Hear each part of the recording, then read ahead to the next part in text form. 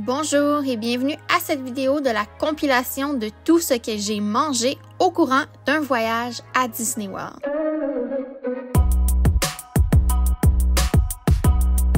Alors, pour vous donner un peu de contexte, cette vidéo a été filmée durant le temps des fêtes, donc Noël 2022 et début janvier 2023. Donc, ma stratégie pour les restaurants durant cette période, puisque c'est le temps des fêtes, je ne voulais pas me stresser avec les quick service et d'arriver dernière minute et que ce soit complet, la commande mobile et que l'attente soit plutôt longue. Donc, j'ai opté pour la plupart de mes restaurants, que ce soit des réservations table service où je savais à une heure précise que j'allais pouvoir manger à un restaurant. Et lorsque j'ai fait des quick service, j'ai opté plutôt pour des quick service dans des hôtels puisqu'il y a beaucoup moins de personnes en journée puisque les gens sont dans les parcs thématiques. Alors, à mon arrivée à Disney World, on planifiait d'aller à Hollywood Studios. Par contre, arrivé à l'heure du lunch à Hollywood Studios, il y a plus ou moins de quick service qui m'intéressent. Il y en a quand même plusieurs, mais je voulais pas m'embarquer dans un brouhaha à me trouver un restaurant. Donc, j'ai pris le Skyliner. Je suis allée au Riviera manger au Primo Piatto. J'ai également filmé une critique culinaire et j'ai essayé tout plein de trucs. C'était excellent. Et ensuite, je suis allée à Hollywood Studios et en après-midi, eh bien, je me suis pris un fameux refill de popcorn. Pour en soirée, j'avais eu beaucoup de difficultés à me trouver une réservation dans le parc thématique Hollywood Studios. Donc, ce que j'ai fait, c'est que j'ai réservé le Trattoria Al Forno au Boardwalk, qui est quand même à proximité de Hollywood Studios. Et j'ai également filmé la critique culinaire de ce restaurant-là. J'ai pris un assortiment de différents plats. Et juste pour mentionner que je suis avec 2 autres personnes pour ce voyage. Donc, à chaque fois que vous voyez différents plats, on se les divise, on se les partage et ça fait en sorte qu'on peut essayer tout plein de trucs. Le lendemain, j'avais réservé Animal Kingdom et on a décidé de prendre un brunch au restaurant Tusker House avec personnages. Je suis pas la personne qui adore les restaurants à personnages, mais celui-ci m'a vraiment épatée pour la sélection de nourriture et également l'ambiance. C'était super bien. C'est certain qu'un restaurant à personnage sera plus dispendieux. Donc, pour ce voyage, c'était 45 $ le buffet Tusker House. Mais je l'ai pris vers 10h20 ma réservation. Donc, c'était un brunch alors que comme si je payais une fois pour ce repas-là au lieu de payer un petit déjeuner et un lunch. Donc, relativement, le budget était maintenu. En soirée, je suis allée au Teppan-Edo au Japon, qui est quand même un table service pas trop dispendieux pour l'expérience. J'ai fait l'ajout de sushi volcano roll pour tester tout ça. C'était excellent. Selon moi, c'était aussi bon que le tuna nachos du Yakinieti. Donc, à essayer. C'est un repas qui vient avec une salade. On a également notre assiette qui est composée de pâtes udon, de riz blanc et on peut choisir de notre protéine. Moi, j'ai opté pour le poulet et il y a quelqu'un qui est avec moi qui a pris les crevettes. Donc, je vous montre à quoi ça ressemble. Le lendemain, petit déjeuner à l'hôtel, juste un gruyot avec des bleuets pour débuter la journée. Et plus tard, après avoir fait ratatouille, j'ai pris quelques trucs à la boulangerie en France. Donc, quelques trucs. Donc, on est allé avec chacun quelque chose de salé et de sucré. Et en passant par le kiosque de popcorn, eh bien, on effectue le refill de la journée. Pour le lunch, je suis allée au Beach Club juste pour me détendre puisque l'atmosphère commençait à être assez intense. À Epcot, il y avait beaucoup de visiteurs cette journée-là. Donc, on est allé au Beaches and Cream et moi, j'ai divisé avec quelqu'un le sandwich ici présent. Donc, la critique culinaire, elle est déjà disponible sur ma chaîne YouTube de ces restaurants-là, mais je vous le conseille fortement. En soirée, erreur de ma part, on est retourné à Epcot et j'avais une fringale, donc j'ai pris une petite fondue au fromage et c'était parce que j'avais faim, et j'aurais pas dû puisque ensuite je suis allée au Rose and Crown Dining Room et j'ai essayé plusieurs plats. Donc j'ai essayé les saucisses, le shepherd's pie et le fish and chip et ce que j'avais pris comme collation préalablement était vraiment de trop. Donc j'ai goûté à tout ça et j'ai fait la critique culinaire. Le lendemain, à la chambre, bol de céréales et lait. Le bol de céréales, c'est vraiment des céréales que j'ai apportées du Canada en voiture, vraiment aucun problème pour ça. Et j'ai acheté le lait rendu sur place là, au All Star Music au magasin. À Magic Kingdom plus tard, j'ai rempli le bucket de popcorn. Ma stratégie est, quand je vois un kiosque de bucket de popcorn, je le remplis et je mets le couvercle, je mets ça dans mon sac à dos. Donc, lorsque j'ai une fringale, eh bien, mon bucket est déjà rempli. Pour le lunch, je suis allée au fameux Tony's Town Square Restaurant, qui est un restaurant pas trop populaire là, à Disney World, assez critiqué pour son menu. Par contre, il y a des nouveaux items qui ont été ajoutés sur le menu et j'ai trouvé ça vraiment excellent. J'étais vraiment épatée là, par le steak mariné qui venait également avec des pommes de terre qui sont sous la roquette. Mais ça, c'est un des meilleurs steaks que j'ai mangé à Disney World et j'étais presque gênée de dire que le Tony's Town Square était vraiment un des restaurants que j'avais vraiment apprécié à Disney World depuis un certain temps.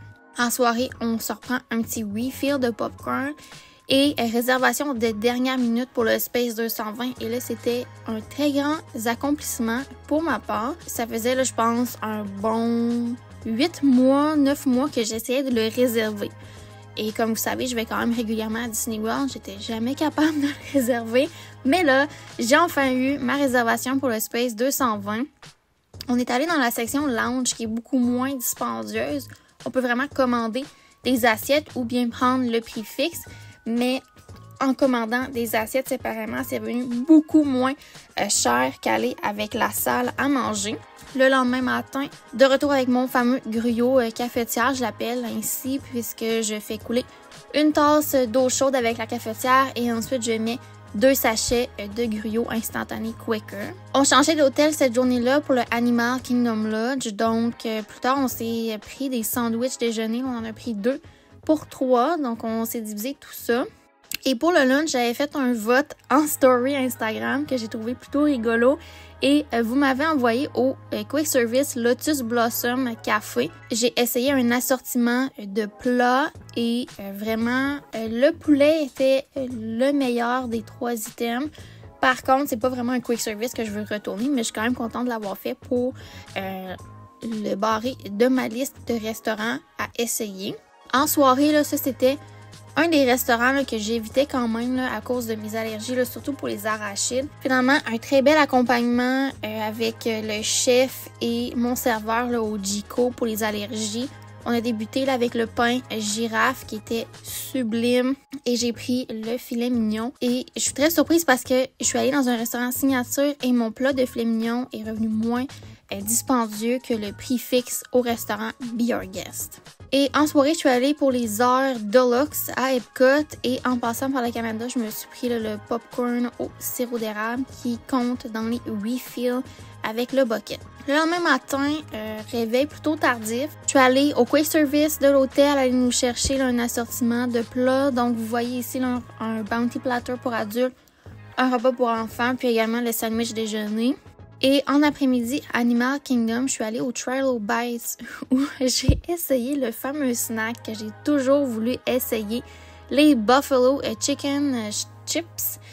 C'était quand même bon, mais pas un snack que je veux reprendre. C'est bien pour à partager là, en famille ou entre amis, mais c'est pas vraiment dans les snacks que je vous recommande qui sont incontournables à Disney World. En soirée, réservation là, au Yak and Yeti. On s'est partagé l'assortiment là, de 3 entrées là, que j'aime bien, dont les tuna nachos, le house fried rice et les firecracker shrimp. Donc ça, c'est moi qui apprécie vraiment mes nachos. En soirée, j'ai jump à Hollywood Studios et j'ai pris une crème glacée, le Mickey Premium Bar succulente. Et très tard en soirée, on est allé au Oga's Cantina, on s'est pris des drinks. Ça, c'est le drink très dispendieux avec le verre souvenir. J'ai pas gardé le verre, donc c'était 17$ là, au lieu d'une cinquantaine de dollars. On est revenu là, assez tard et on s'est partagé là, juste une petite pizza à 3. Et ça, j'aurais aimé ça les essayer, les Zebra Dome, mais il y a un alcool dedans avec une noix que je ne peux pas manger, donc je l'ai pas. C'était pour les autres personnes qui m'accompagnaient, ils ont dit que c'était excellent, mais moi j'ai pris le Zebra Cupcake et c'est l'un des meilleurs cupcakes que j'ai mangé à vie, là, c'était tellement bon. Ensuite, le lendemain matin, j'avais réservé le Boma, donc on a essayé le buffet. Et j'ai été très surprise, très bien accueillie le côté allergie. et c'était super bon l'assortiment. J'ai pas pu goûter à tout, là, comme vous voyez ici les pâtisseries, je pouvais pas goûter à tout ça, mais mon assiette était quand même très bien remplie pour quelqu'un qui avait des allergies alimentaires. En soirée, je suis allée au Launching Pad essayer le bretzel avec du fromage à la crème. C'était bon, mais sans plus. Après les feux d'artifice, je suis allée à Be Our Guest. J'avais une réservation et j'ai essayé la soupe à l'oignon, le filet mignon et le dessert. Et j'ai été très déçue. Le dessert était bon, mais la soupe et le steak ne goûtait pas du tout une viande de filet mignon. Là. On aurait dit un roast beef. Donc, très déçue, le côté qualité de la viande. Et même chose pour la soupe, c'était du fromage provolone sur le dessus, là, donc aucun goût de gruyère. Le lendemain, on voit pas le petit déjeuner, mais pour le lunch, là, je suis allée au Sana essayer le service à pain, le poulet au beurre. Quelqu'un a aussi essayé le burger qui était plus ou moins bon, mais quand même une option pour ceux qui sont moins aventuriers. Et pour mon dernier restaurant du voyage, je commençais à être très pleine. Rendu là, à la fin du voyage, j'avais de la difficulté à manger davantage. Donc, le dernier restaurant, Chef de France, j'ai toujours été épatée par ce restaurant-là. Par contre, là, à cette visite-ci, j'ai plus ou moins aimé. Le charcuterie, c'était bon, mais quand même très dispendieux pour ce que c'est. La soupe à l'oignon, j'ai détesté. J'ai même fait une plainte au restaurant que je n'ai pas aimé ma soupe. Puisque le bouillon était très dilué. J'ai eu aucun oignon, beaucoup de pain. Donc, on m'a assuré que c'était quelque chose qui était assez récurrent dernièrement au restaurant, mais qu'il n'y a pas vraiment de mesure là, pour modifier la soupe actuellement. Donc, si vous allez à Chef de France, je vous déconseille la soupe, à moins que vous voulez vous la partager, mais pour une personne, c'est extrêmement gros. Et pour les plats, le charcuterie vaut plus ou moins la peine en termes de valeur qualité-prix. Puis c'était environ une quarantaine de dollars pour tout ça. Donc, non, je trouve pas que ça vaut 40 $. Alors, somme toute, là, pour ce voyage-ci, j'étais vraiment contente de faire beaucoup de table service. Par contre, c'est revenu très dispendieux. Là. Vous pouviez vous imaginer la facture totale. Donc, c'est pour ça là, que le voyage suivant, quand vous allez écouter la playlist, je vais seulement faire des quick service pour équilibrer mon budget. Mais j'ai vraiment aimé l'assortiment de restaurants que j'ai fait. J'ai essayé des restaurants que je suis jamais allée et des restaurants que j'avais une peur un peu là, avec mes allergies alimentaires, mais que j'ai été super bien accueillie. Donc, je vous invite à vous abonner là, vraiment pour ne rien manquer de mes prochaines publications et également à aimer cette vidéo. Vous pouvez également le partager, mon contenu, à des personnes qui seraient intéressées à avoir des astuces pour planifier leur voyage à Disney World. Ce fut un plaisir pour moi et on se dit pour une prochaine fois. Bye!